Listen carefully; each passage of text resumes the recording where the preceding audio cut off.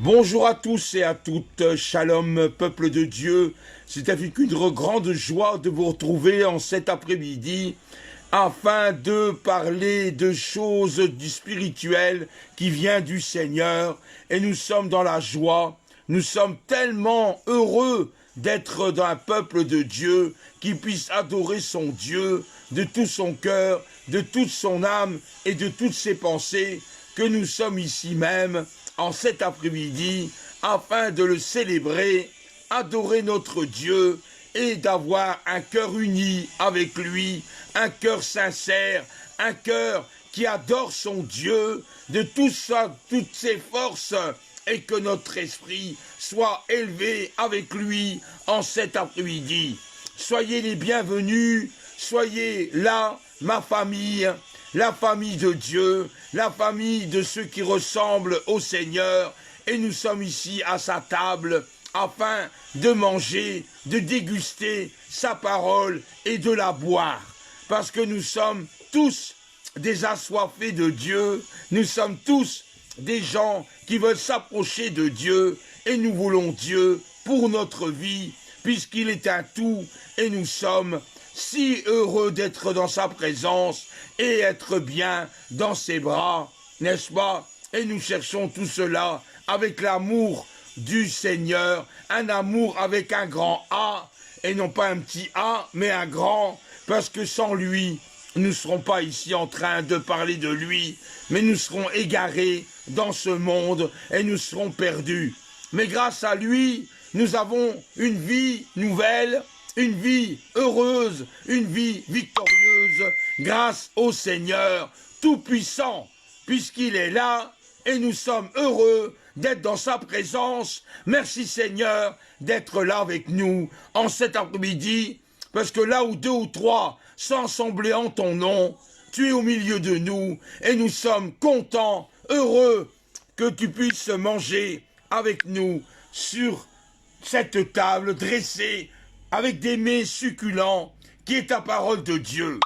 Nous allons de suite célébrer le Seigneur, l'adorer de tout notre cœur, et avec un cœur ouvert, nous sommes vraiment heureux de lui appartenir parce qu'il est là. Oui Seigneur, viens dans notre vie maintenant, viens nous combler de toutes tes bénédictions. Seigneur, nous voici devant toi, comme à l'autel, Seigneur, et nous sommes vraiment vivants, nous sommes heureux d'être présents et d'ouvrir notre bouche afin que ton nom soit célébré. Seigneur, je te loue de tout mon cœur, de toute ma force, parce que tu es Dieu, l'Éternel Dieu, et nous sommes tellement profondément ancrés dans ta parole. Seigneur, bénis mes frères et mes sœurs, bénis cette famille que tu as formée de tes propres mains.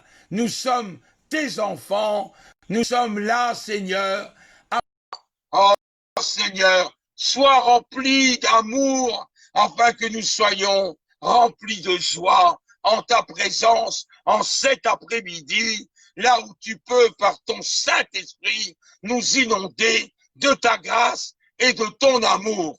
Seigneur, bénis tous les instants où nous serons là à écouter ta parole, que nous sommes là à se laisser conduire par ton Saint-Esprit.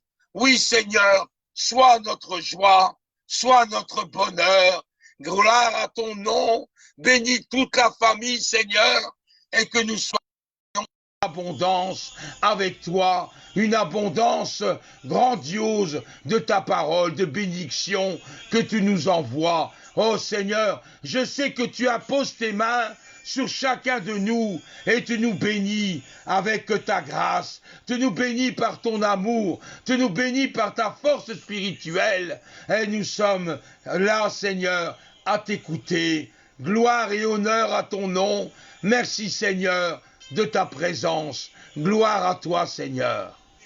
Oh, qu'il est bon de se recueillir vers le Seigneur et d'être dans la joie. Avant de commencer toute chose, je vais parler de ce que la parole de Dieu nous enseigne. Sachez que je ne veux pas prêcher quelque chose qui n'appartient pas à Dieu, mais le Seigneur serait attristé et je ne veux pas l'attrister. Je vais vous parler aujourd'hui de quelque chose d'important que le Seigneur m'a mis à cœur, et ça fait 2 jours que je suis avec ça dans mon esprit, afin que vous sachiez que je n'ai rien à vous dire de méchant, ni de malhonnête, ni de choses qui ne sont pas claires, mais je prêche la parole de Dieu avec une vérité sincère, une vérité qui vient de la parole de Dieu, de la Bible. Alors je ne veux pas prêcher des choses qui vont dans votre sens et que tout va bien, je vais vous raconter des choses et que tout le monde sera content. Moi je prêche la parole de Dieu selon ce qu'il est écrit. Je ne la juge pas, je ne la décortique pas cette parole, mais je la reçois telle qu'elle. Et c'est vrai que ça n'a pas toujours fait plaisir. Des fois, une parole peut des fois nous donner l'impression d'être bien loin. Or, le Seigneur veut nous enseigner des choses afin que nous grandissions dans son amour. Quand nous étions bébés, nous écoutons avec des mots simples, avec des mots que les parents donnent à l'enfant, des paroles qui sont appropriées pour que l'enfant comprenne. Quand on devient adolescent, là on comprend différemment les choses et on sait distinguer ce que les parents veulent et ce que mon propre moi veut faire. Un adolescent se rebute souvent aux parents. Ils ne sont pas d'accord et ils le prouvent par leur comportement. Ils claquent les portes, ils vont dans leur chambre s'isoler des parents parce qu'ils ont appris à se défendre, ils ont appris à dire leur propre vouloir et ne plus écouter les parents. Et quand nous sommes adultes, évidemment là, on fait un peu ce qu'on veut, on écoute ou on n'écoute pas, ça c'est libre au choix. Et je voulais parler de ça parce que la parole de Dieu, au départ, on la reçoit comme du lait. Un lait liquide qui est dans un récipient, dans un verre. C'est un lait qu'on peut boire facilement, le lait. On le boit. Et ce lait, naturellement, quand on est un bébé, on aime bien ce lait parce que ça nous fait grandir. Et le lait est indispensable pour la croissance du bébé. Et qu'on est jeune chrétien dans la foi, on ne lit pas la Bible du trait du A jusqu'au Z, on ne comprend pas, puisque on a besoin d'une nourriture à base de lait, au départ, une parole facile, des mots faciles, les évangiles, et tout ça pour grandir dans la foi. Et on ne peut pas donner n'importe quoi de consistant, parce qu'on ne serait pas digéré, et nous serons déçus de lire trop activement des paroles de Dieu, et on ne comprend rien. Or, le Seigneur nous fait par des étapes. Il est merveilleux. Au départ, il nous donne des versets, des choses qu'on comprend facilement. On n'est pas trop compliqué. Mais au fur et à mesure qu'on grandit dans la foi, au plus en plus que nous avons des fois difficiles à comprendre et d'assimiler. Et il faut le temps que notre esprit soit travaillé par le Saint-Esprit et le temps que nous formions à sa parole. Dieu est formidable, n'est-ce pas? Et je voulais vous parler aujourd'hui, il y a 3 types de personnes dans ce monde. Dans le monde où on vit, la Bible en parle, dans Corinthiens, et il y a bien 3 personnes différentes, qu'on pourrait parler hommes, femmes. Bon, on va prendre hommes en général, mais sachez que je ne veux pas écarter les femmes, bien au contraire, elles ont leur honneur aussi, les femmes, dans la parole de Dieu, et il ne faut pas mettre les femmes sur le côté, bien au contraire, une femme a autant d'égalité envers un homme, et elle des fois fait même plus qu'un homme dans tout ce qui est entretien de la maison, le ménage, l'occupation des enfants. Une femme a son mérite. Donc mettons pas la femme sur les côtés, ne sont pas des hommes machos, qu'on pense que l'homme fait tout. Non, beaucoup de choses se font par la femme, et la femme a besoin d'aide aussi de son mari, afin de former un couple normal. Ça, c'est une parenthèse que je voulais vous dire. Mais dans la vie courante, il y a des hommes et des femmes qui ont 3 personnalités différentes. Donc nous en voyons le premier. Le premier, c'est l'homme animal ou l'homme naturel. Donc c'est la personne qui vit selon le monde sans Dieu. Il ne veut pas écouter Dieu, il ne veut pas suivre Dieu, ça ne les intéresse pas. Ils sont incroyants, ils sont laïcs pour la plupart, et ils ne veulent pas entendre parler de Dieu, et ils vivent selon les émotions, et selon leur propre vie, qui vivent selon des pulsions, des envies, j'ai envie de faire ceci, je le fais. Donc il n'y a pas d'ordre, je veux dire, spirituel dans leur esprit, puisqu'ils n'ont pas contact avec Dieu. Donc quelque part, ces hommes et ces femmes se conduisent naturellement, avec des émotions, avec des pulsions, et avec leurs propres idées, parfois manipulées par le vieil homme, et parfois par Lucifer lui-même, puisque cet homme et cette femme n'ont pas connaissance de Dieu, donc ils sont facilement manipulés par l'adversaire pour faire des choses qu'ils regrettent par après. Un exemple, une femme dernièrement, elle a tué ses 2 enfants, le 3e, elle voulait le tuer, mais bon, voilà, Dieu voulant, cet enfant a réchappé à la mort. Elle s'est coupé les veines en pensant se suicider. Finalement, elle n'a pas été suicidée et elle est toujours vivante, mais elle regrette son geste. Elle dit, je regrette d'avoir tué mes 2 enfants. Donc, imaginez-vous une maman qui a mis au monde 3 enfants et qu'elle arrive à un moment donné à vouloir se supprimer et à entraîner ces 3 enfants dans la mort. C'est un acte incompréhensible, un acte qu'on se pose des questions, non de condamner cette femme, de la jeter une pierre sur elle. Je ne veux pas aller dans ce sens-là, bien au contraire, c'est une femme à sauver pour le Seigneur, mais quelque part cette femme, elle a été manipulée par l'ennemi qui essaie de gagner des âmes par tous les moyens possibles, et cette femme, sans le savoir, elle a été manipulée par l'ennemi. Donc on n'est pas là pour condamner cette femme, ni la juger, on n'est pas ici dans les lois des hommes, mais on est dans la loi spirituelle. Cette femme, elle peut, et oui, je vais peut-être vous étonner, cette femme en se repentant, sincèrement, en demandant pardon à Dieu, et en ayant une vie juste devant le Seigneur, elle peut hériter le royaume de Dieu, malgré qu'elle a fait quelque chose d'irréparable devant l'homme et devant Dieu lui-même, parce qu'il y a la vie, qu'elle a mis atteinte à la vie. Mais voyez-vous, dans le monde, c'est ainsi. L'homme animal agit par la guerre, par la méchanceté, par le mensonge, par les vols, par différentes choses qui se passent dans le monde. L'homme se laisse entraîner par le mouvement charnel de sa propre personnalité et selon son intelligence obscurcie par la connaissance de Dieu. Il ne connaît pas Dieu, donc il vit selon ce qu'il a envie de faire. S'il a envie de tuer quelqu'un, il le tue. S'il a envie de voler, il vole. Il n'a pas de loi. Il n'a pas la crainte de Dieu. Donc il agit comme il a envie de faire.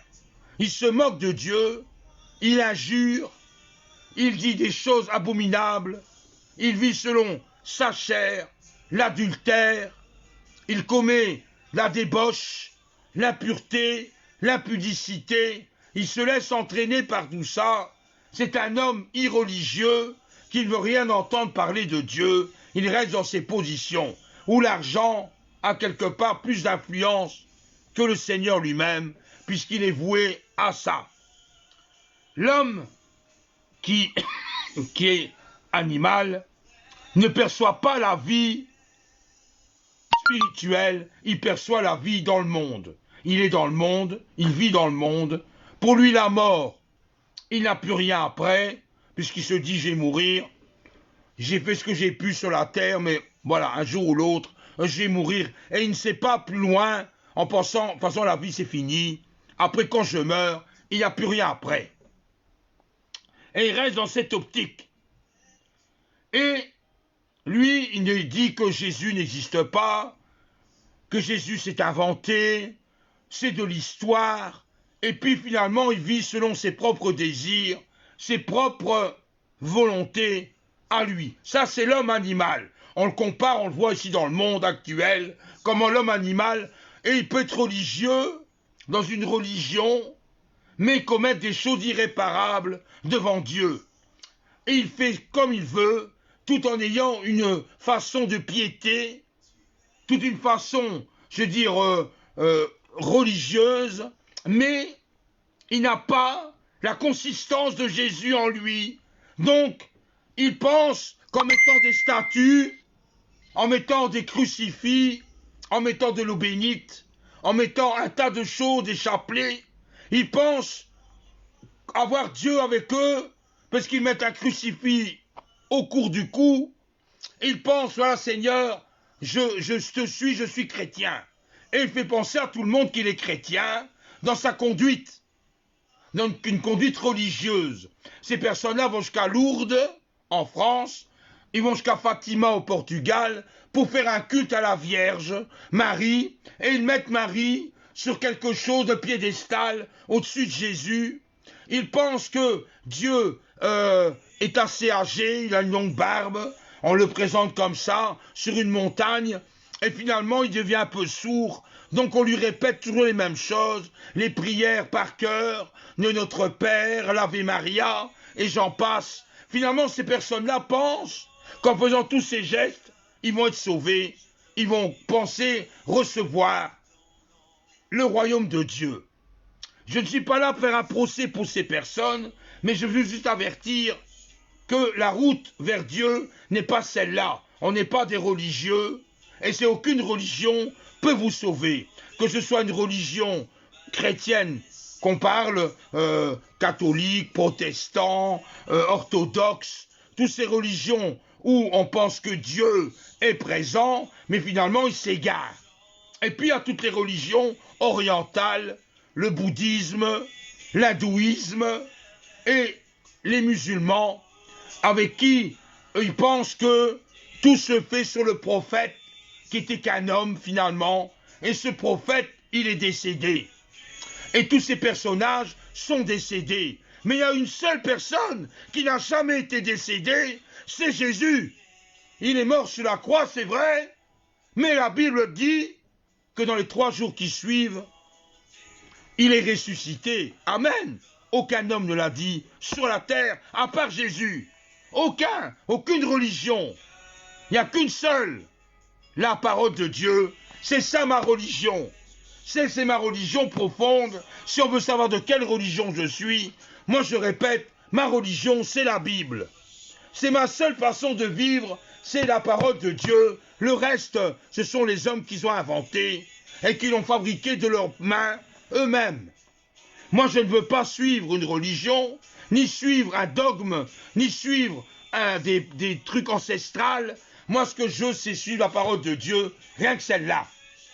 Or, l'homme animal, ou l'homme naturel, vit selon sa propre voie, ses propres efforts, et il veut persévérer en faisant eux-mêmes des choses, en disant « je suis, je vis, je suis, to be or not to be, être ou ne pas être ».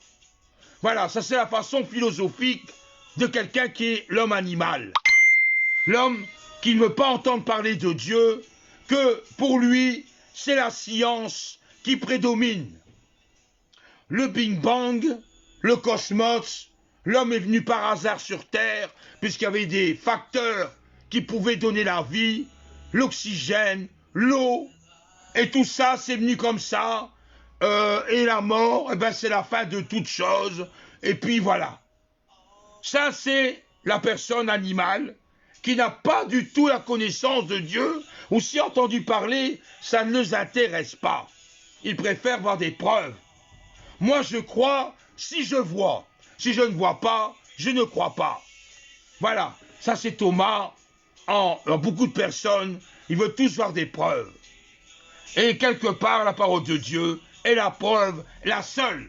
Quelqu'un qui dit « je ne crois pas en Dieu », il faut d'abord lire la parole de Dieu, la feuilleter, et après dire, bah oui, finalement, Ben, la Bible, c'est quelque chose d'important. C'est quand même le livre qui est le plus vendu dans le monde, n'est-ce pas? À des milliards d'exemplaires, à toutes les langues internationales, à tous les dialectes. Jusqu'à ce jour, on a décontré plus de 5 milliards de Bibles qui ont été vendues dans le monde. Alors, si c'était un livre faux, si c'était un livre qui n'a pas de valeur, ce livre, on n'entendrait plus parler. Or, on en parle tous les jours de la Bible. Et chaque jour, on en achète. Et chaque jour, on en prend. Donc, la parole de Dieu est la parole de Dieu infaillible. Il n'y a pas d'autre chose sur la terre que la parole de Dieu qui se vend le plus dans les librairies, dans les endroits où on vend des livres. Puisque c'est le best-seller, la Bible. Donc, là, l'homme animal, il vit selon la chair. Les œuvres de la chair sont évidentes. Quand on regarde avec nos yeux, nous pouvons voir que ces gens vivent. Et dans Galates, ils en parlent déjà dans la Bible, et oui, on en parle déjà dans la Bible, l'homme animal, de quoi il peut vivre selon leur chair. Et la chair, c'est la débauche.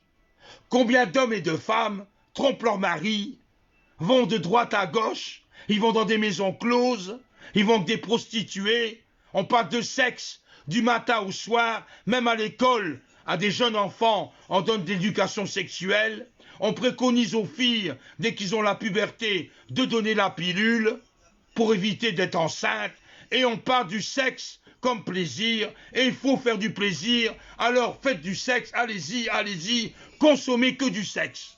On n'en parle que de ça finalement. La débauche, c'est tout ce qui s'entoure du sexologie, et on parle que de ça. On n'a pas un mot que le sexe. On fait des blagues sur le sexe, on parle du sexe. Dans les films, on voit des scènes de sexe. Partout, on voit du sexe. Alors, voyez-vous, l'homme animal, ben, forcément pour lui, c'est normal. C'est normal d'être débauché, puisque, quelque part, il n'a pas lu la parole de Dieu, que c'est interdit d'être débauché. Mais eux, ils font quand même, puisqu'ils n'ont pas de limite. Donc c'est le plaisir sexuel sur tous les points. Des orgies, on regarde des films pornographiques, on a accès là-dessus. Finalement, il y a même des clubs, des trucs échangistes qui existent, et on en parle partout. On va sur Internet, on va sur un site qui n'est autre que le sexe, on tombe sur des images pornographiques, et on fait une déviance avec des animaux, avec des enfants, et finalement, toutes ces choses-là se rassemblent en une seule, l'industrie du sexe. Et ça rapporte des milliards d'euros à l'État, puisque l'État se frotte les mains, ça rapporte beaucoup d'argent, ces trucs de sexe. Il n'y a pas que le sexe, il y a aussi l'habillement, les fétiches, les objets qu'on utilise pour avoir du plaisir. Finalement, ça se vend sur catalogue, par correspondance. On en vient à être débauché sur beaucoup de choses et des idées tout à fait préconçues sur le sexe. Et comme si c'était une banalité, on parle du sexe comme il fait du beau temps. Finalement, on n'a plus de limite, il n'y a plus de respect et on est en pleine dedans dans ce sexe. Même la mode préconise le sexe sans le savoir. Les jeunes filles mettent des pantalons serrants, mettent des pulls ou des t-shirts très serrants pour montrer leur poitrine. Et ils ont des pantalons qui doivent des fois s'asseoir ou s'allonger sur le lit pour enfiler le pantalon très court, très serrant, pour pouvoir rentrer dedans. Et ça épouse toutes les formes du corps. Un homme reste avec sa pulsion animale. Quand il voit une jeune fille ainsi, ben quelque part ça réveille un instinct animal dans la tête, un instinct de sexe. Finalement, les jeunes filles pensent suivre une mode, en disant tiens c'est la mode, donc je vais faire comme tout le monde fait, toutes les jeunes filles, pantalons très serrants, débardeurs ou t-shirts très serrants où on voit leur poitrine. Et forcément les hommes, ben, ils sont très faibles de ce côté-là, ils se retournent vers les filles et bien souvent on siffle après une fille où on agite quelque chose, on est excité, parce que les filles sont là et ils pensent qu'en s'habillant comme ça, ils servent la mode, mais en réalité, ils servent plutôt le côté sexuel des choses, et ça attire ce genre d'individus, ou à des hommes qui ne savent pas de limite, et ça va jusqu'au viol. Ou à vraiment, le sexe est devenu vraiment quelque chose de manipulable, et on le voit partout dans le monde, même pour un savon, on met une femme tout nue, dans des endroits, il y a des clubs naturistes, il y a des clubs nudistes, et on vient dans une disproportion incroyable. On n'a même plus de retenue envers les enfants, on parle du sexe à table, on parle du sexe partout, et les enfants sont bercés d'entendre des choses. Moi j'ai connu dans un foyer une jeune fille, qu'elle avait 12 ans, et quand j'ai posé la question, mais pourquoi t'as fugué? Elle avait fugué du foyer, parce qu'il y avait des problèmes dans sa maison, et là elle m'a dit, écoute Vincent, j'en avais marre, donc j'ai été avec des hommes. J'ai avec des hommes? Ben, attends, t'as 12 ans. Ben oui, mais alors, je sais ce que je veux avec mon derrière. Excusez-moi, elle a dit un d'autre nom, mais j'ai pas à intervenir. Mais voilà. Puis, cette jeune fille, elle est venue enceinte. Parce qu'elle prenait pas de précautions. À 11 ans. Impensable. Et je lui ai dit, mais qui est le père? Si je savais moi-même qui était le père. À 11 ans, voyez un peu, c'est une banalité, on va dire que c'est général, c'est normal, mais non, c'est pas normal. C'est des choses qui ne sont pas claires. Après, on en vient à l'avortement, parce que la fille, à 11 ans, ben, est enceinte. C'est impensable, donc on fait l'avortement, donc on commet un crime. On enlève l'embryon, et on commet un crime en pensant que finalement, et combien de femmes se font avorter? D'aujourd'hui, il y a des millions de femmes qui se font avorter pour un hic ou pour un hac, parce qu'elles sont enceintes et c'est pas le moment d'être enceinte, ou qu'on veut pas l'enfant, il n'est pas désiré, ou avoir un enfant d'un abuseur ou d'un violeur, d'être enceinte. Vous vous rendez compte, une femme, qu'elle tombe enceinte de son violeur, ça doit être terrible. Et on en vient à tout ça, où la débauche règne en maître sur ce monde. Il n'y a pas que ça, il y a aussi le harcèlement au travail, le harcèlement des femmes, partout où on les tripote, on met la main aux fesses, où on met la main carrément au soutien-gorge, et on en vient à une débauche totale. Et quand on regarde le monde autour de soi, il n'y a que ça. Ça, l'argent, la violence, et j'en passe. Là, l'homme animal, l'homme naturel, vit selon ses pulsions, donc lui, il est incontrôlable, et il arrive même à tromper sa femme avec une maîtresse, et aller même dans des endroits closes, pour aller avec des prostituées. Et les prostituées vous diront, les 3/4 de le client, ce ne sont pas des hommes célibataires, mais ce sont des hommes mariés. Et oui, ils sont mariés, et ils vont avec des prostituées, et quand ils rentrent chez eux, ils font l'apparence que tout va bien. Ils disent rien à leurs femmes, et ils vivent normalement, comme si rien n'était. Ils n'ont pas de scrupules d'avoir trompé leurs femmes, et pour eux c'est naturel. Ils rentrent chez eux, ils mangent, ils boivent, et ils ont des relations avec leurs femmes dans un lit, alors qu'auparavant, ils avaient trompé leur femme avec une autre. Vous voyez, il n'y a plus de règles morales, on est devient tout à fait dans un oubli total des respects et des valeurs de Dieu. Mais ces gens-là n'ont pas de scrupules, qui ne sont pas croyants. L'impureté, mais on touche à tout.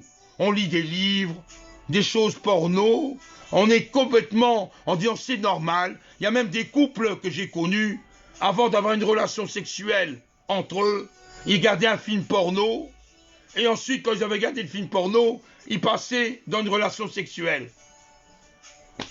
Ça stimule leur couple, ils ont dit. Ça stimule leur couple. Mais donc, vous voyez un peu le raisonnement qu'on peut avoir. Alors, il y a le dérèglement, l'idolâtrie. On en vient à des gens qui s'idolâtrent de certaines valeurs, de choses. Une statue, une médaille de protection, un trèfle à 4 feuilles à porter sur soi, un chiffre 13. On en vient à l'idolâtrie sur toutes ses formes. Aussi bien de la magie, magie blanche, magie noire, l'astrologie. Il y a même des chrétiens qui écoutent même l'astrologie et qui trouvent ça normal que les astres, avec un décan, le dernier décan, le premier, et on en vient tout ça en disant que c'est vrai, l'astrologie, les horoscopes. Alors on lit la chiromancie, on lit les lignes de la main, on fait le tarot, on trouve ça tout à fait normal, c'est logique, on va avoir des voyants, des marabouts, pour raconter des choses qui ne sont complètement contraires de Dieu, mais on n'en parle pas. On fait de la magie. Alors on fait de la magie, on pense que c'est bien la magie, on met quelque chose, on dissimule, une carte qui disparaît, et puis ah c'est la magie. C'est interdit par Dieu. Ce n'est pas dans le plan de Dieu, donc arrêtons de manipuler ces choses-là, ça n'a rien à voir avec le Seigneur. On est révolté, combien de gens sont révoltés contre la société, révoltés contre leurs conjoints ou leurs conjointes, révoltés contre les enfants, révoltés contre ceci, révoltés, on n'est pas d'accord sur tout. Et on manifeste dans les rues, on fait des manifestations, on n'est pas d'accord et on émet notre colère, parce qu'on veut que ça change. On est des querelles. On n'arrête pas de se disputer ces derniers temps, même dans les couples, partout on a des querelles, on dispute avec l'un, avec l'autre, des voisins, les gens de l'école, on n'arrête pas de se quereller. Les jalousies, on n'arrête pas d'être jaloux sur l'un et sur l'autre. Il y a une belle voiture, moi je voudrais une autre voiture. Ah moi je suis jaloux, là une belle robe, moi je voudrais une autre robe. Et on est jaloux, la jalousie est rentrée dans les mœurs de tout le monde. Je parle en gros ce que dit Galates, hein. Dans Galates 5, vous verrez mieux que moi, dans le chapitre 5, au verset 19 à 21. Les jalousies, les animosités, les sectes, l'ivrognerie, l'alcool, les drogues, enfin tout ce qui s'ensuit, et les excès de table. Et oui, il y en a certains qui mangent, la gloutonnerie, jusqu'à vomir après, tellement que leur estomac explose. Le plaisir de manger et de se goinfrer, excusez-moi l'expression, mais c'est se goinfrer, c'est plus manger, c'est se goinfrer, se remplir. Donc, ces pensées, ces actes et ces émotions sont dirigés par sa chair, sont dirigés par le vieil homme. On est tous avec des vieils hommes, en tant que chrétien, moi aussi, j'ai mon corps qui est là, hein, mais je ne suis pas ma chair essaye de tirer mon esprit pour aller vers la chair, mais moi je tire pour aller vers Jésus, amen, merci Seigneur. Mais ces gens-là, ils n'ont pas cette distinction, donc ils vivent selon leurs propres désirs, car ils n'ont pas d'appui spirituel. Ils ne sont pas appuyés sur le Seigneur, donc Dieu ne peut rien faire pour ces gens-là. Il peut souffrir de plusieurs troubles physiques et psychiques à cause qu'ils ne sont pas en relation avec Dieu. Et ces maladies-là, elles sont ancrées dans leur vie. Alors on les voit se plaindre, bien souvent, j'ai des migraines. Oh, j'ai des migraines, ça ne va pas. J'ai tout le temps des migraines ces derniers temps. J'ai mal à ma tête. Et, ah là là, tous les jours, j'ai ces migraines qui me suivent. J'ai de la tension artérielle. Je ne suis pas bien en tension. Mon cœur me déraille. Mon cœur ne va pas bien. Et j'ai toujours des poussées de montée. Et finalement, ça me plaît pas parce que mon cœur déraille. J'ai des maux d'estomac. Ah, j'ai souvent mal à l'estomac. Je n'arrive pas à digérer. J'ai souvent mal à l'estomac. Et ça me tracasse parce que quelque part, je dois faire recours à des médicaments pour pouvoir calmer mes maux d'estomac. J'ai des boutons qui surgissent régulièrement sur mon corps.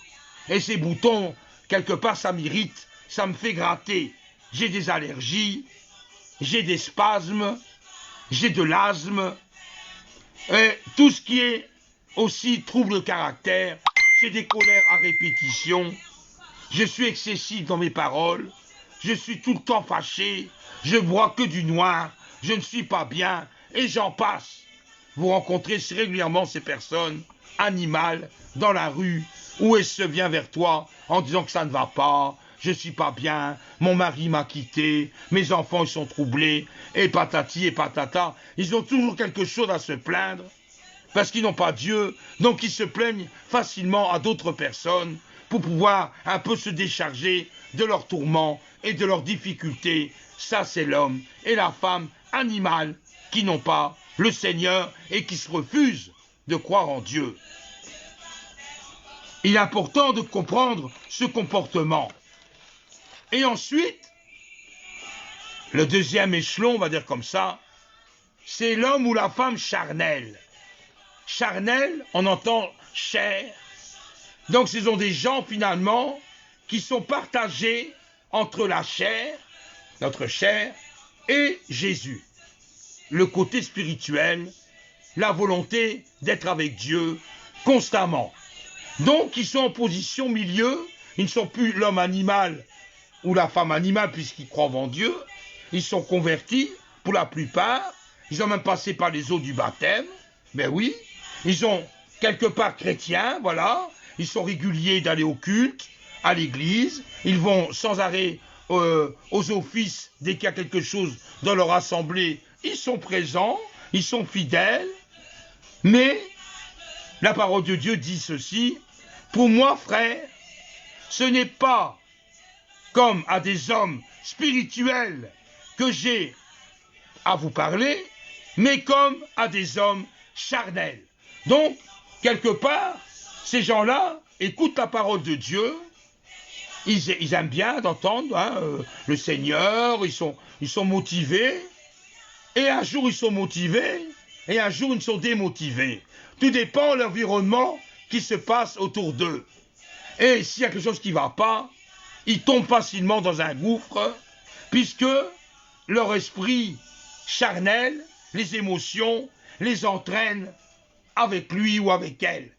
Alors un jour ils sont heureux, ils ont la joie, merci Seigneur, ah c'était un bon culte, ah tout le monde était dans l'ambiance, ah c'était une ambiance terrible, et il y avait du monde dans l'église, ah là là, ah je suis réjoui, je suis dans la joie. Et puis le lendemain, ils sont tristes, ils pleurent, ah, ça va pas du tout aujourd'hui, ça va pas, je suis vraiment pas bien, je sais pas ce qu'il y a, j'ai attendu des choses là, et t'as vu le culte là, quand j'étais avec 10 personnes, oh là là, c'était pas, l'Esprit de Dieu n'était pas là, hein, c'est, oh là là. Et alors ces gens-là se plaignent, ils se plaignent facilement, ils ont toujours un regard triste, et il y a des jours où ils sont super spirituels, on va dire comme ça, ils sont sur une montagne, mais selon l'ambiance environnante, soit qu'ils continuent à grimper, soit qu'ils dégringolent en bas. Et ils se défendent quelque part avec leur volonté. Nous voyons ça dans 1 Corinthiens, chapitre 3, du verset 1 à 2. Beaucoup de chrétiens grandissent pas, ils grandissent pas, malheureusement, ça les empêche de grandir pour aller vers le Seigneur, ils restent stables. Alors ce sont des chrétiens qui savent rester 5 ans, 10 ans dans une assemblée, toujours assis à peu près à la même place, parce que c'est ma place, c'est pas la place d'un autre, et spirituellement, ils n'avancent pas. Ils sont toujours stables, ils sont toujours comme ça, attendre un l'un, attendre l'autre, mais ils n'ont pas la volonté de grandir. Pour eux, leur vie spirituelle est suffisante, ils vont à l'église, je lis de temps en temps ma Bible, de temps en temps, je prie quand il faut, et finalement, je suis dans le confort, chez moi tout va bien, j'ai un bon fauteuil, j'ai une grande télé où je peux visionner les choses, et tu sais, en tant que chrétien, il faut de temps en temps se reposer, il s'allonge dans le fauteuil, avec le pied en éventail, et ça regarde des feuilletons, des films, qui est tout à fait autre la parole de Dieu. On verra ça plus tard, quand j'aurai regardé mon film. Je prierai, mais pas maintenant. J'ai prié quand j'irai à mon lit. C'est suffisant pour moi. Je ne veux pas faire plus d'efforts. Je suis bien comme je suis. Ça, c'est le chrétien charnel, qui vit selon ses ambitions. Une fois c'est bien, une fois c'est pas bien. Une fois je vais vers le Seigneur, une fois je recule. Finalement, ils ne sont pas stables.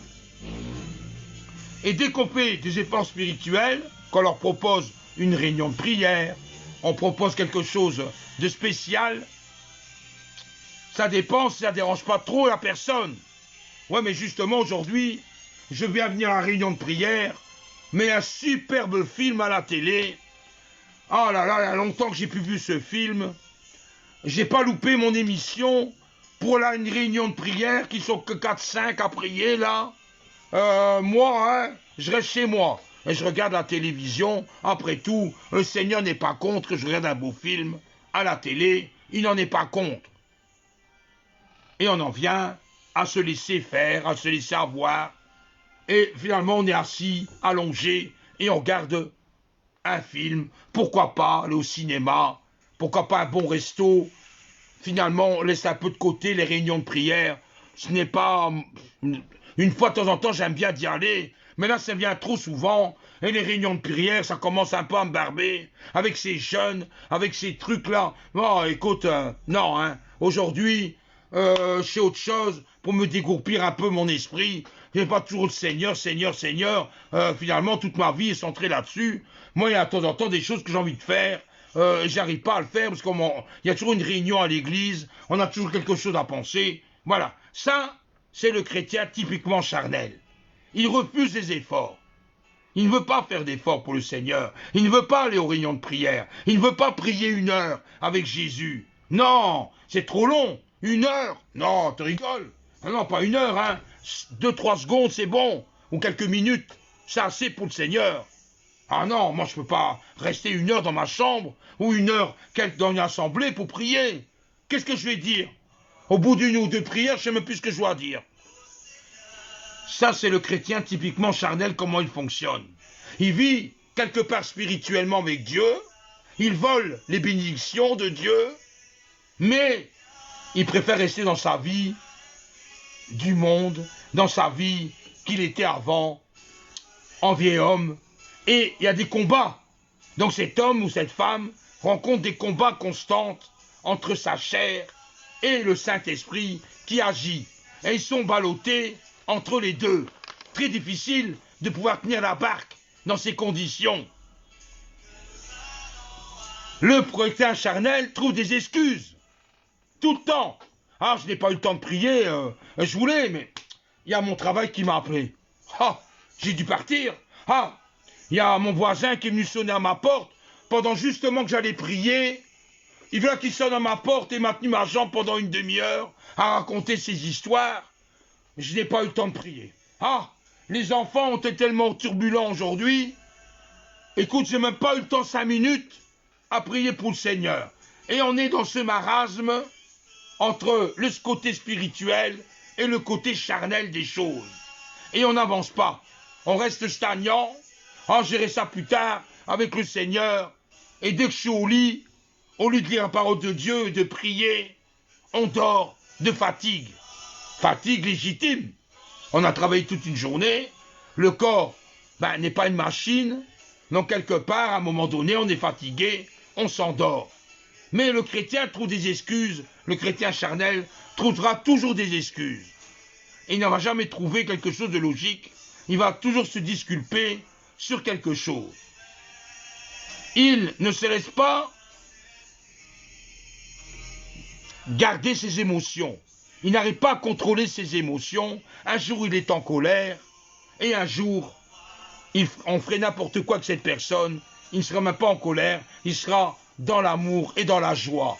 Puisqu'il y aura une distinction entre les deux. Ils se plaisent tout le temps en train de se plaindre. Et j'ai mal là, je ne suis pas bien aujourd'hui. C'est toujours en train de se plaindre par un symptôme de son corps. Puisqu'il écoute toujours son corps, donc quelque part, les réactions du corps se manifestent. Je ne dis pas que c'est pas vrai, mais ça arrive souvent à des chrétiens charnels qu'il y a des symptômes qui clouent la personne à diagnostiquer une maladie ou un problème. Il se sent toujours inférieur.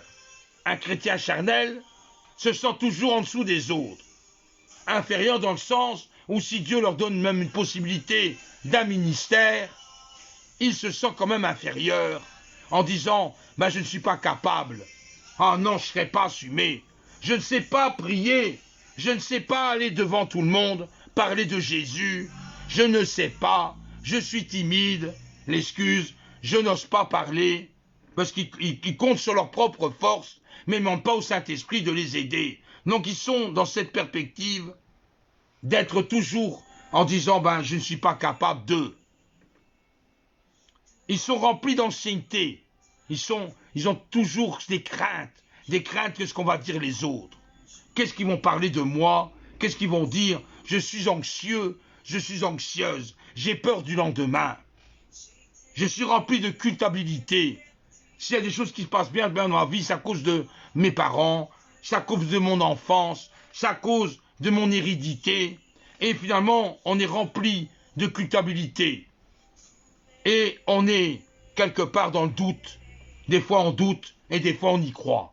On n'est pas toujours constant dans la croyance. Tout dépend des événements. J'ai prié, mais il n'y a rien qui arrive.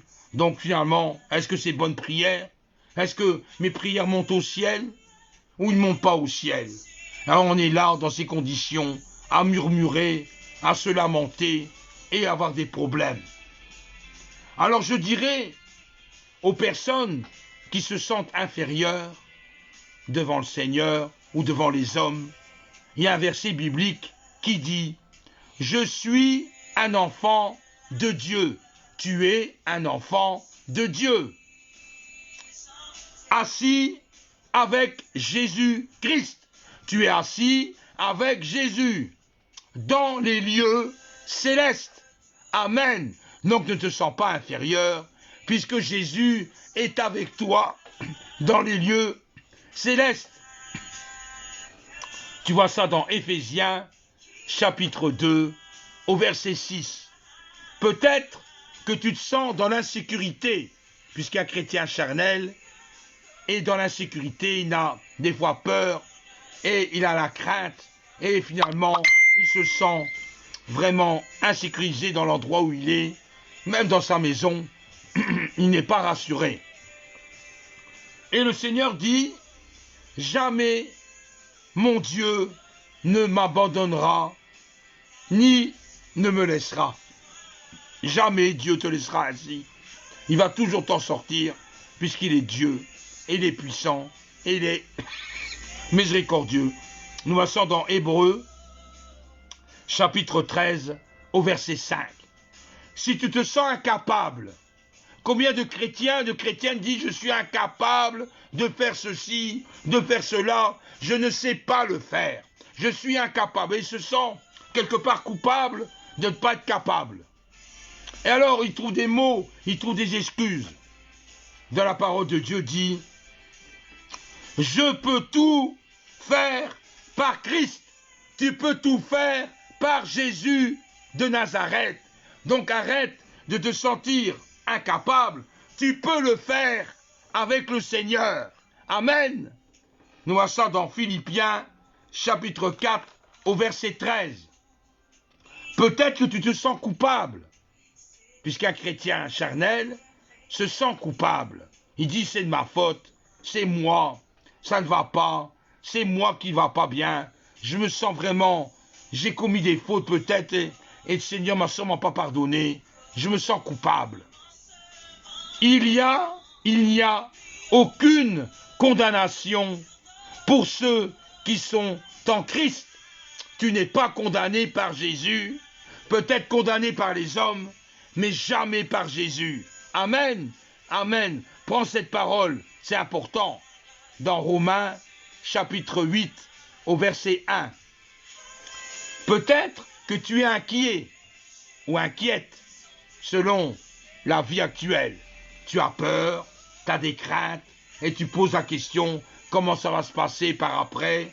Qu'est-ce qu'il va-t-il faire?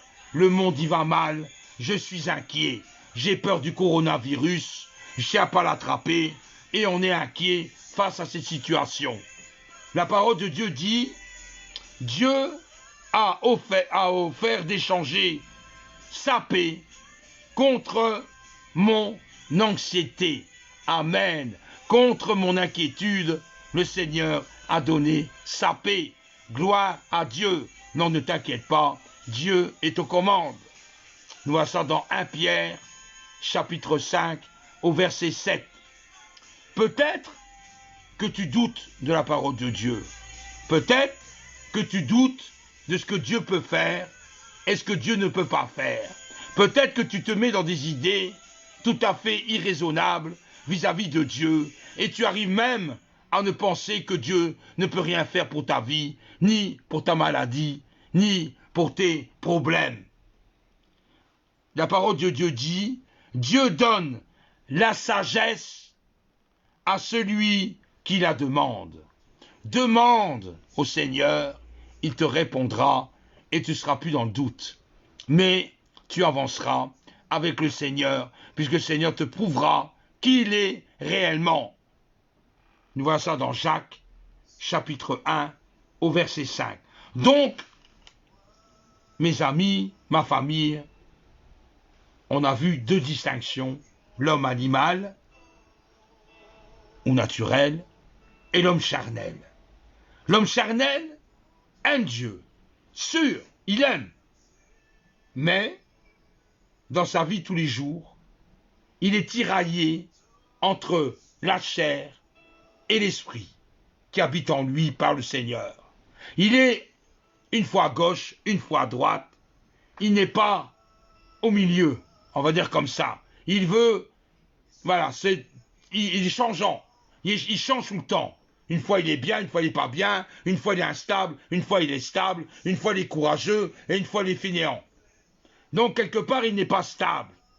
Il est irrité, il se met souvent en colère, il est des fois dans l'ivronnerie, dans l'alcool, dans la drogue, dans les choses de ce monde, et des fois il est avec sa Bible en train de la lire tous les jours, des heures et des heures, puisqu'il y a d'extrême à l'autre. Il n'est pas centriste, il est extrémiste. Donc un jour bien, une fois pas bien, et voilà, dans les extrêmes, dans les pôles extrêmes. Le chrétien charnel peut même prophétiser dans l'église ou dans l'assemblée. Il peut prophétiser, mais bien souvent, ce ne sont pas des prophéties qui viennent de Dieu. C'est là le problème. Il prophétise selon sa chair. Il dira des promesses pour que tout le monde puisse écouter, en pensant que les promesses, elles sont vraies, qui viennent de Dieu. Mais en réalité, ces promesses viennent de la chair. Et bien souvent, il y a des graves déceptions au niveau de l'assemblée et au niveau des frères et des sœurs, parce qu'ils se laissent berner par des paroles qui ne sont pas de Dieu, mais qui sont charnelles, qui sortent de la bouche de la chair. On voudrait peut-être des fois dans son esprit, ces hommes-là, faire bouger les choses, en pensant qu'ils sont super spirituels, mais ils ne le sont pas. Donc ils disent des choses de leur bouche qui n'est pas de Dieu. Ils n'ont qu'une sagesse. Ils te parleront, ils vont te parler de quelque chose, ils peuvent même te détruire par leurs paroles. Ils pensent qu'ils sont super spirituels, alors ils prennent des ministères qui ne sont pas appelés par Dieu. Je suis la super prophétesse internationale. Je suis le super pasteur du net. Je suis l'apôtre universel. Je suis le bishop international. Et on en vient à des titres qu'on a accaparés dans la Bible pour se l'approprier et se dire « Je suis l'évangéliste international de tout le monde ». Et finalement, les gens qui suivent ces personnages se rendent compte bien vite que ce sont de la chair qui parle et non pas l'esprit, puisqu'on reconnaît ces gens-là par leurs fruits qu'ils portent. Et oui, si on voit une vie tout à fait déréglée, si on a une vie infidèle, si on n'est pas fidèle dans les moindres choses, on ne peut pas être fidèle dans les grandes.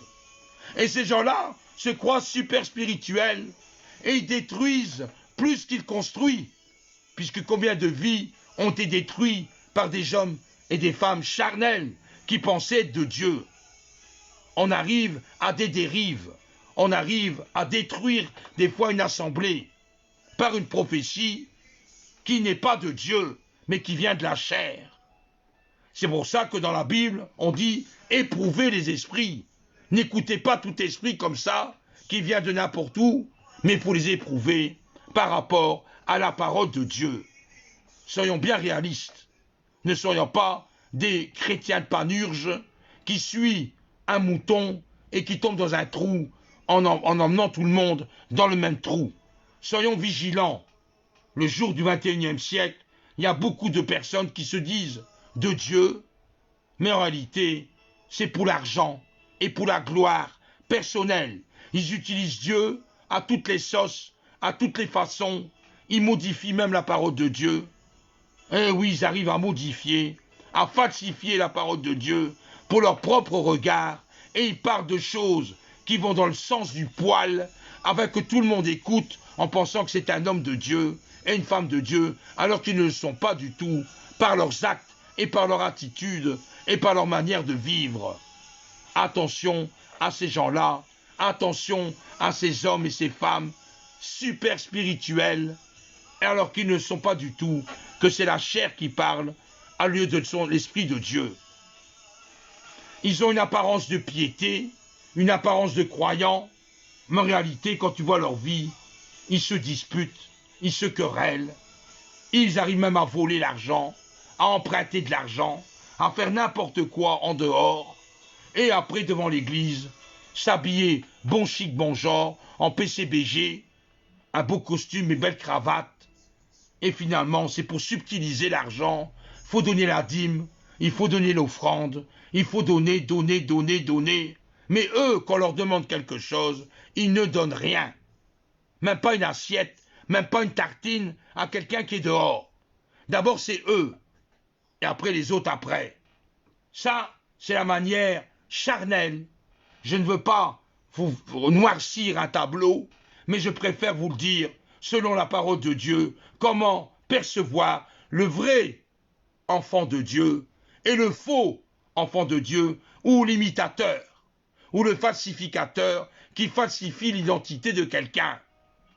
Il y a même des serviteurs de Dieu qui apprennent des prédications de quelqu'un d'autre, ils apprennent par cœur et ils prêchent cette parole-là alors que sa prédication était d'un autre. On falsifie et on se dit bishop international pour avoir un bon genre. On en vient à des affichettes qu'on colle partout, évangélisation dans un tel endroit où on met l'homme. On voit une grande image d'un homme ou d'une femme. Oh, il y a des guérisons, il y aura des miracles, venez nombreux. Et la parole de Dieu, même pas citée, inversée sur cette affiche, mais on parle d'un nom, d'une personne, et on le monte sur un piédestal, et on met en bas l'adresse de l'endroit où cet homme va réunir le monde, avec un numéro de compte en banque. N'oubliez pas de me verser de l'argent, parce que vous savez, mes déplacements coûtent cher. J'ai des frais à mon hôtel, j'ai des frais au restaurant, donc pensez à moi, de bien me donner bien l'argent, afin que je puisse éponger mon hôtel et l'endroit où je vais aller, et surtout le taxi que je vais prendre pour me rendre à tel en tel endroit. Et les taxis, ça coûte cher. Ou j'ai ma voiture, mais c'est une limousine, donc je ne sais pas me garer n'importe où. Je suis obligé de me garer assez loin, parce que c'est une voiture qui fait 12 à 15 mètres de long, donc vous pensez bien. Et j'en passe, c'est des meilleurs. Donc méfions-nous, soyons vigilants, soyons sous nos gardes. Et la troisième catégorie, qui est la plus importante évidemment, c'est l'homme spirituel. L'homme et la femme qui ont faim et soif de Jésus. L'homme ou la femme qui cherche constamment la face de Dieu. Ils ont acquis une maturité dans la parole de Dieu. Ils ont acquis la puissance du Saint-Esprit, comment le Saint-Esprit peut les utiliser avec puissance et force et détermination.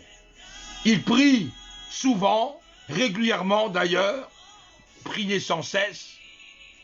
Ils lisent la parole de Dieu et ils ont la connaissance de Dieu et ils savent comment marcher avec Dieu, puisque c'est un homme spirituel et une femme spirituelle. Donc il connaît les choses de Dieu, il sait comment vivre dans cette société, il n'est pas anxieux, il n'a pas peur, mais il a détermination d'aller droit avec Dieu. Un chrétien charnel est content d'aller au culte, et quand le culte finit assez tôt, il est content aussi, puisque le culte n'a pas duré trop longtemps. Donc enfin, ça a duré 1 heure. Bon, je peux retourner chez moi, manger, faire mes occupations, mon jardin. J'ai ma télé à aller voir après. Mais le culte n'a pas été long, donc c'est bien, merci Seigneur. Ça a duré 1 heure, c'est bien, c'est bon. Ça, c'est le chrétien typiquement charnel. Il est content parce que le culte est terminé à l'heure. Donc lui, ça, je suis content, quoi, hein, je suis bien. Un chrétien charnel para comme ça. Mais un chrétien spirituel, lui, il dira, oh, pendant le culte, j'ai rencontré Dieu. J'ai suivi Dieu. Le Saint-Esprit m'a touché. Oh là, il parlera même pas du temps, mais il parlera de sa relation avec son Dieu, comment il a pu établir un dialogue, comment il a pu recevoir de Dieu une puissance, et ce chrétien-là, il est content d'aller au culte, et même si ça dure 2 heures ou 3 heures, pour lui, ça n'a pas d'importance, du moment qu'il était sous la main de Dieu, c'est ce qui l'intéressait le plus. Ça, la différence entre un charnel et un spirituel. Un chrétien charnel, si on l'invite à une agape dans l'église, un repas, il sera content parce qu'on va lui servir un énorme morceau de gâteau devant lui. Enfin, quelqu'un a pensé à moi, à mon gâteau préféré, à mon gâteau que j'aime. Et là, il m'a fait un morceau. Oh, formidable, hein. Ah, je me sens bien dans cette église, hein. Ils ont vraiment prévu tout pour moi. Hein. Le gâteau que j'aime, en plus, c'est magnifique. Et il mange goulûment ce gâteau, tout content de le manger. Un chrétien spirituel, lui, il sera content parce qu'il a invité quelqu'un en dehors pour l'inviter à manger à la Gap. Un chrétien inconverti, enfin une personne inconvertie, quelqu'un qui n'a pas la connaissance de Dieu, quelqu'un qui était malade, qui voudrait être guéri. Et le chrétien spirituel l'a invité. Viens manger avec moi le gâteau. Viens, je te l'offre. Même mon gâteau, je te le donne. Mange-le. Ça, c'est le chrétien spirituel. Il est heureux puisqu'il a pu donner secours à quelqu'un qui voulait rencontrer Dieu et qui le cherchait, qu'il n'a pas trouvé, ou quelqu'un qui était opposé à Dieu. Et là, il va être touché puisqu'il est invité gratuitement à manger un bon morceau de gâteau au milieu de chrétiens. Formidable. Le chrétien spirituel sera content. Il sera content puisqu'il a pu amener quelqu'un de ce monde à l'église pour écouter la parole de Dieu. Ça, c'est le chrétien spirituel. Le chrétien charnel, ah, tu sais mon frère, je suis pas bien aujourd'hui, je ne suis vraiment pas bien. Est-ce que tu pourrais pas prier pour moi s'il te plaît? Parce que je ne sens pas bien. Ah non, attends, ah non, je peux pas, je suis désolé, hein. Je suis invité à tel endroit, à telle heure, je serai pas là à l'heure. Et je suis invité dans ma famille, ils m'attendent. Écoute, je prierai chez moi, hein. Je prierai, mais là, j'ai pas le temps pour toi. Écoute, franchement, je suis désolé, mais l'excuse, hein, je suis désolé, mais je dois aller là, je dois aller à tel endroit. Non, je peux pas. Je peux pas, m'excuse-moi. Mais le chrétien spirituel lui va dire, bah écoute, il n'y a pas de problème. Je téléphone. Oui, j'arrive en retard. Je suis désolé, mais j'ai un contretemps. Je te préviens, par politesse. Et cette personne spirituelle restera avec la personne avec qui prier. Et ils vont passer des moments ensemble avec Dieu. Amen. Amen. Le chrétien charnel dira, oh, aujourd'hui, il y a un très beau film à la télé. Je ne veux pas le louper. C'est vraiment un film. Écoute, un feuilleton ou une émission, je ne peux pas le rater. C'est quelque chose d'important. Oui, mais il y a justement la réunion de prière, il y a justement l'étude biblique à l'église, justement, un frère et une sœur sonnent à la porte pour rendre visite. Oh non, hein, j'ai pas ouvert la porte maintenant. Hein. Oh non, il n'y a qu'à passer plus tard, hein. Pourquoi me passer maintenant? Alors que mon émission est là, il va commencer dans 5 minutes, et on vient m'embêter à ma porte. Pourquoi faire? Moi, je n'ouvre pas la porte, hein. J'ai mon émission avant tout. Le Saint-Esprit travaillera ton cœur et ton esprit. Oui, mais tu peux pas lire un peu la parole de Dieu? Oh, écoute, non, hein. Après, hein. D'abord mon film, et je verrai si j'ai le temps de lire la parole de Dieu, et si j'ai le temps de prier. D'abord, ma satisfaction personnelle, et après on verra. Ça, c'est le fonctionnement d'un chrétien charnel, comme on a vu par rapport à un chrétien spirituel. Alors, si on veut devenir spirituel, si on veut avancer avec Dieu, que faut-il faire? Je ne voudrais plus être charnel. Je ne veux plus avoir ces idées de la chair qui me tire d'un côté, qui me tire de l'autre. Que dois-je faire? Premièrement, refuse le confort. Refuse le confort. Le confort endormit le chrétien. Le confort sous toutes ses formes. La télévision, le bon fauteuil, tous les plaisirs de ce monde, où on s'éloigne de Dieu et où on t'éloigne de Dieu quelque part, puisque les activités, les plaisirs de ce monde t'arrachent par rapport à ton confort. Est-ce qu'on est bien à la maison? Est-ce qu'on est bien dans son fauteuil? Je ne vais pas trop bouger. Et je vais rester dans mon fauteuil, je suis bien. Le confort.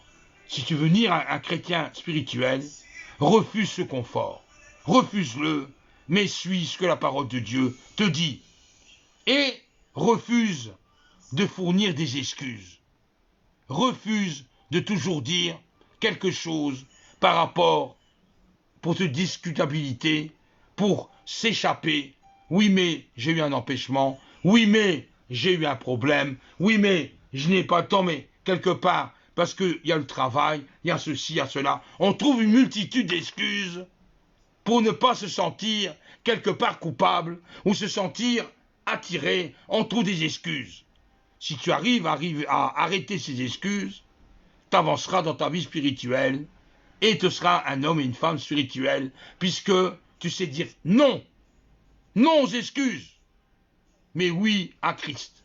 Que votre oui soit oui et que votre non soit non. Il n'y a pas de milieu. Oui, mais non. C'est soit oui ou soit non. Il n'y a pas de mais. Ah, je m'excuse. Il n'y a pas d'excuse. Ou tu assumes, ou tu assumes pas. La parole de Dieu est ainsi. Il n'y a pas de compromis. Comme l'homme essaie de mettre des compromis dans toutes les sauces. Même dans de ce qu'il croit, il met des compromis. Dieu, attends une minute, hein. D'abord je m'occupe de ça, puis après je m'occupe de toi. Hein. Et voilà. Non, c'est Dieu avant tout. C'est lui qui doit régner sur ta vie. Ça, c'est l'homme spirituel qui cherche Dieu et qui le craint. Qui craint Dieu. Décider à changer. Tu dois décider à changer cette manière de vivre. Puisque l'homme est libre devant Dieu, il est libre de suivre le Seigneur ou de ne pas le suivre. On n'est pas des robots formatés. Mais Dieu demande ta volonté de te plier à sa volonté. Donc quelque part, tu as un effort à fournir. Tu as quelque chose en toi qui doit faire quelque chose pour avancer, pour le Seigneur. Un sacrifice que tu fais pour lui. Au lieu de t'allonger sur ton fauteuil, regarder un beau film, éteins la télé et passe une demi-heure, 3/4 d'heure avec ton Seigneur. Et tu verras la différence dans ta vie spirituelle de tous les jours. Tu verras la différence. Il faut s'approcher de Dieu. Tu ne peux pas rester là où tu es, à 2 mètres de lui, tout en disant je suis chrétien, mais je suis à 2 mètres du Seigneur. Tu dois être proche de lui et le toucher quelque part pour marcher droit avec le Seigneur. Et changer tes habitudes. Il y a beaucoup de chrétiens qui ont des habitudes. Et ces habitudes, finalement, est-ce que ça plaît à Dieu ou ça ne le plaît pas? Finalement, on passe plus de temps à des choses matérielles, à des choses de ce monde, à des choses domestiques, mais qui n'ont rien à voir avec la parole de Dieu. Et qu'on doit se plier les habitudes, de les chasser. Ah, j'ai pris l'habitude de prendre mon bain à 7 heures. J'ai l'habitude d'aller me coucher à 21 heures. Et on est rempli d'habitudes. Les habitudes rituelles de la vie de tous les jours.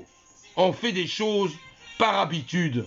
Mais est-ce que c'est ça l'habitude qui plaît à Dieu? C'est à toi de discerner les choses. Ce n'est pas moi à te dire ceci ou à dire cela. C'est la parole de Dieu qui te le dit. Donc c'est à toi à t'examiner, à voir ce qui peut changer pour le Seigneur. C'est pour lui que tu changes. Ce n'est pas pour moi, ni pour un frère ou une sœur. C'est pour ta vie à toi, spirituelle.